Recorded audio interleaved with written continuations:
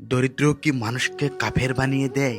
এই কথাটা অনেক কঠিন শোনা যায়, কিন্তু বাস্তবতার সাথে মিলিয়ে দেখলে প্রশ্নটা খুব জরুরি। আপনি যদি আমাদের প্রেক্ষাপটে দেখেন, সবচেয়ে বেশি নামাজি মানুষ কারা? রিক্সাওয়ালা, কাজের বুয়া, বস্তির মানুষ, এরাই সবচেয়ে বড় আল্লাহওয়ালা। কিন্তু একটু লক্ষ্য করে দেখবেন, এই মানুষগুলোকে আপনি মসজিদে খুব একটা ভাবেন না। এরা দিন বুঝে না, ইসলাম বুঝে না, এমন কথা না, বরং দরিদ্র তাদেরকে এমন অবস্থায় ফেলে দিয়েছে যেখানে তারা ইসলামটা শিখে ওঠার সুযোগই পায় না।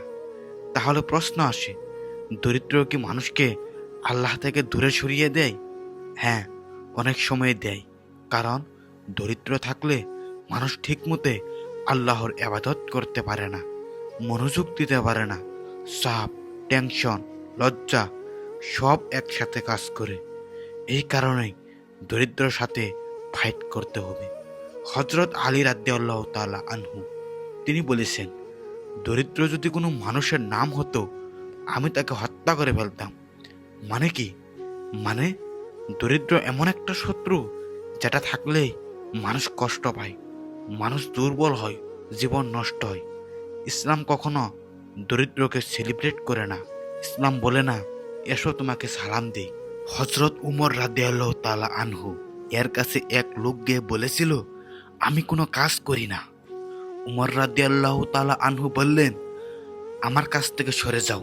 যে দুনিয়ার কাজ করে না, আখিরাতেও কাজ করে না, এমন লোক যেন আমার সামনে না আসে। আল্লাহ আমাদেরকে এই দুনিয়ায় পাঠিয়েছেন নিয়ন্ত্রণ করার জন্য, দুনিয়ার দাস হওয়ার জন্য নয়। আপনি দুনিয়ার দাস না, আপনাকে দুনিয়ার মালিক হওয়ার জন্য পাঠানো হয়েছে। এখন প্রশ্ন আসে, দুনিয়ার মালিক হব কিভাবে? চুরি করে, ডাকাতি করে, ব্যাংক লুট করে? ইসলাম পরিষ্কার করে বলেছে, হালাল উপায়ে সম্পদের মালিক হলে আপনার ঈমান বাড়বে, দিনদারি বাড়বে, কমবে না। কেন সম্পদের মালিক হওয়া জরুরি? প্রথম কারণ, আপনি ভালোভাবে আল্লাহর ইবাদত করতে পারবেন। পরিষ্কার জামা, সুন্দর পরিবেশ, শান্ত মন। আপনি বাসায় গেলে স্ত্রী অভিযোগ করবে না, বাচ্চারা কান্নাকাটি করবে না, মাথায় হাজার টেনশন থাকবে না। মন শান্ত হলে ইবাদত সুন্দর হয়। দ্বিতীয় কারণ, দিনী প্রতিষ্ঠানগুলো কে বানাবে? মসজিদ কে বানাবে? মাদ্রাসা কে বানাবে? ভিক্ষা করে? আল্লাহ তো বলেনি নামাজ পড়ো আর ভিক্ষা করো। আল্লাহ বলেছেন নামাজ কায়েম করো, জাকাত দাও। জাকাত দিতে হলে কি লাগে? সম্পদ লাগে। জাকাত ফরজ ইবাদত। নামাজ পড়ে জাকাত না দিয়ে জান্নাতুল ফেরদাউস পাওয়া যায় না। আজ আমরা কি হয়েছি জানেন? আমরা কেবল কনজিউমার, ভোক্তা। ইহুদিরা বানায়, খ্রিস্টানরা বানায়, আর আমরা কিনে খাই। আমরা ভাবি আলহামদুলিল্লাহ আমরা ভালো আছি, কিন্তু বাস্তবে আমরা ওদের দাসে পরিণত হয়েছি। আজ মানুষের স্বপ্ন কোথায়? ইউরোপ, আমেরিকায়।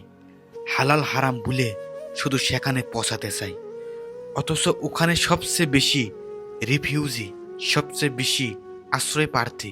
আমরা ভুলে গেছি পণ্য বানানোর দায়িত্ব আমাদেরও ছিল। ব্যবসা, ইতিহাস ও আমাদের করণীয়। আমাদের পূর্বপুরুষরা কি ছিলেন? আমাদের পূর্বপুরুষরা কি করেছিল? আরব ব্যবসায়ীরা নৌকায় করে এসেছে পণ্য বিক্রি করতে, কিন্তু পণ্যর সাথে তারা কি বিক্রি করেছে?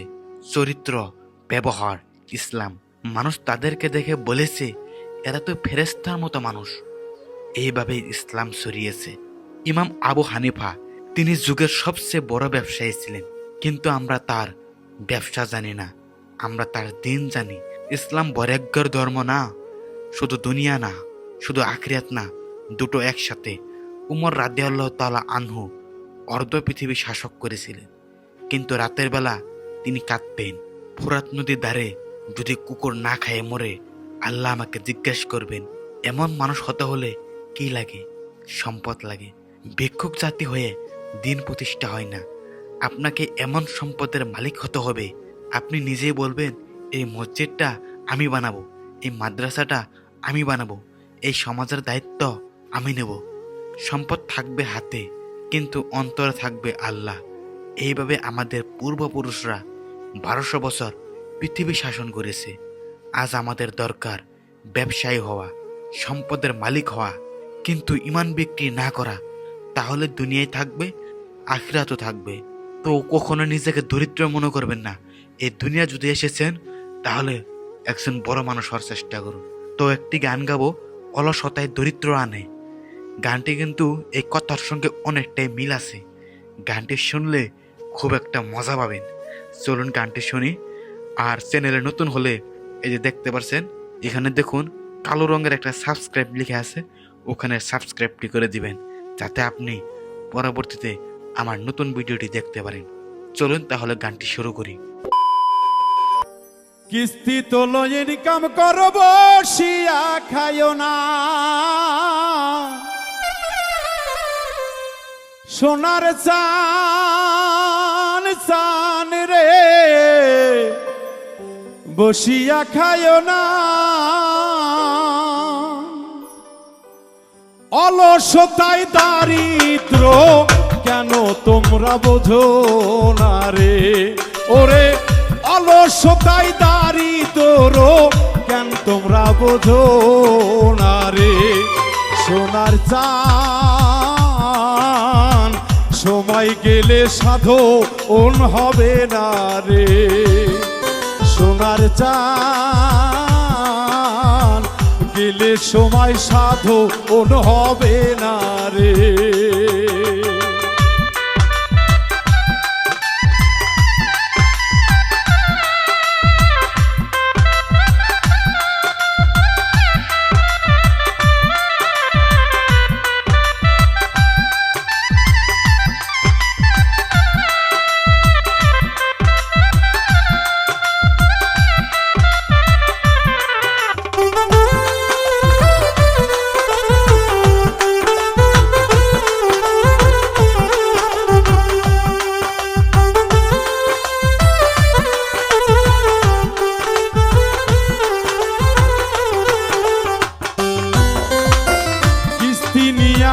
পয়সা খাইলা দিন যাইতেছে বইয়া,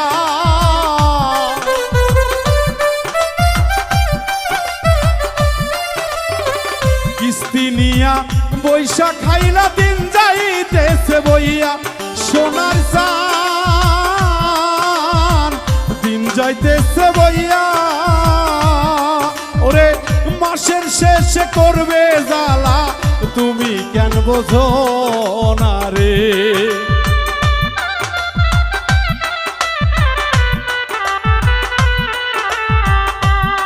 ওরে মাসের শেষে করবে জ্বালা তুমি কেন বোঝো না রে, সোনার চান গেলে সময় সাধন হবে না রে, সোনার চান সময় গেলে সাধন হবে না রে।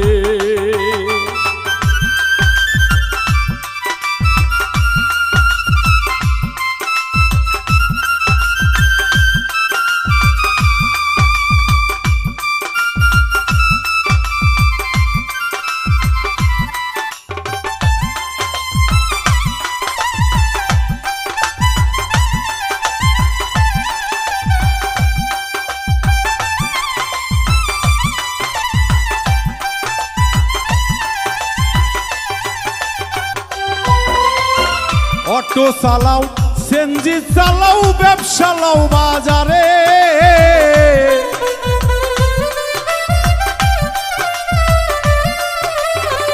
অটো চালাও, সেনজি চালাও, ব্যবসা লাও বাজারে, সোনারে ব্যবসা লাও বাজারে, কর্মগুণে সুখ আসে ভাই সবারই সংসারে রে,